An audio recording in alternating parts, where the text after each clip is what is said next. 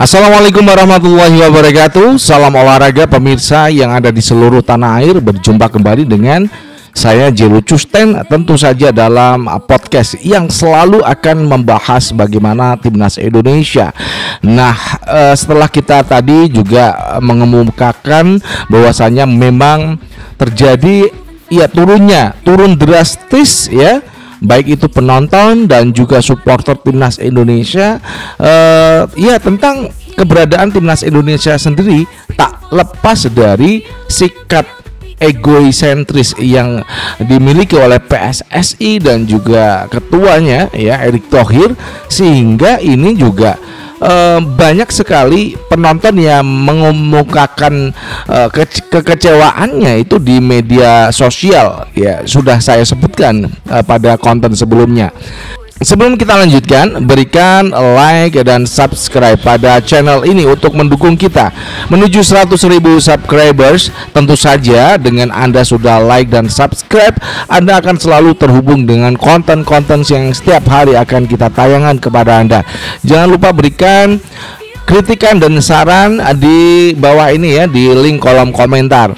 Rekan-rekan semuanya, setelah ada kekecewaan dan turun drastis dari antusias supporter dan juga timnas Indonesia, agak males gitu ya nonton pertandingan timnas Indonesia.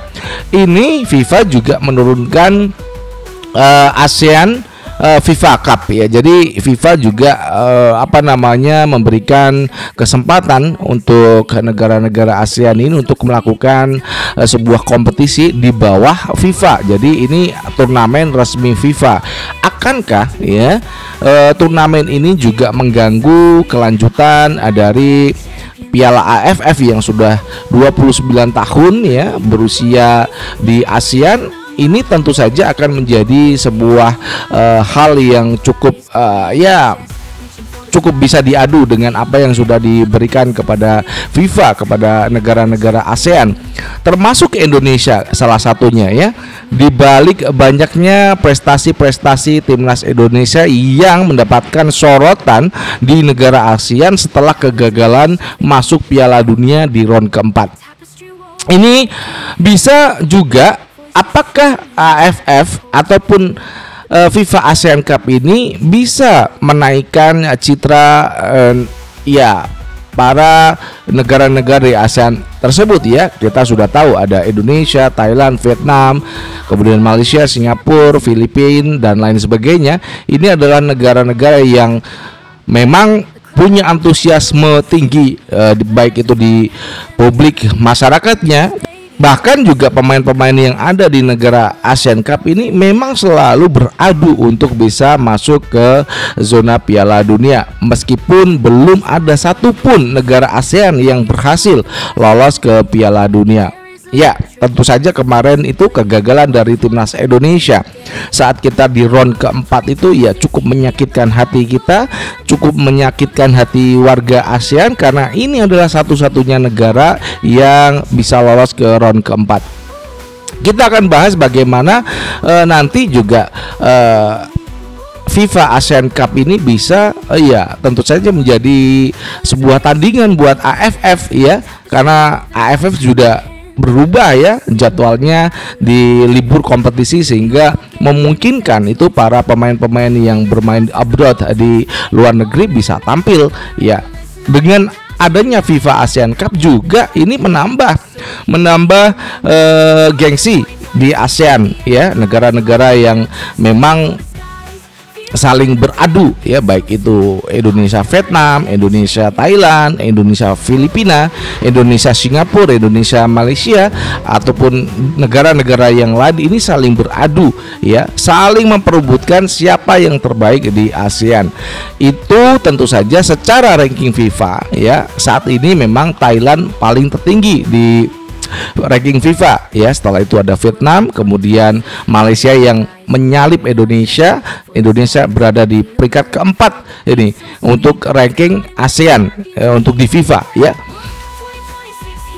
Masih ditunggu ya kelanjutan dari FIFA ASEAN Cup, apakah ini memang akan mengganti ya yang namanya AFF ya. Apakah AFF juga akan lanjut, karena memang di sana saya rasa adalah ini usaha FIFA untuk mengganti siapa ini, AFF Cup ya. Jadi apakah itu memang bisa tergantikan, itu nanti diisi oleh pemain U23 atau U22, kita juga nggak tahu nanti kelanjutan dari Piala AFF.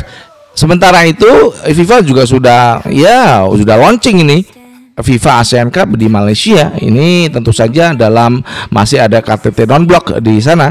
Ini bisa menjadi sebuah kekuatan yang baru di ASEAN, negara-negara ASEAN, untuk bisa satu menapaki ranking FIFA yang utama. Jadi memang pertandingan baik itu FIFA ASEAN Cup dan juga pertandingan FIFA Matchday ya, kemudian juga kualifikasi Piala Asia itu juga dibutuhkan untuk menaikkan ranking FIFA tim-tim negara ASEAN.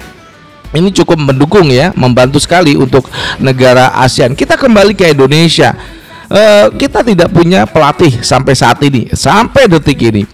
Menurut dari Alexander Swiers, dia itu punya sebuah karakter yang bisa dekat dengan fans ya. Itu yang diutamakan oleh Alexander Swiers, seorang pelatih yang punya karakter yang bisa memahami permainan tim Indonesia, pemain-pemain Indonesia, dekat dengan fans ya, supporter timnas Indonesia. Itu yang akan dipilih sebagai pelatih timnas Indonesia. Kita kecualikan apa yang sudah disampaikan Erick Thohir dan segera jajaran PSSI, karena masyarakat Indonesia sudah tidak terlalu percaya dengan segala sesuatu yang diungkapkan oleh PSSI. Oke, mudah-mudahan dengan pernyataan dari Alexander Swiers ya, ini bisa membantu timnas Indonesia, karena juga satu ya, kalau memang terlepas dari ketiadaan Sintayong ya, sudah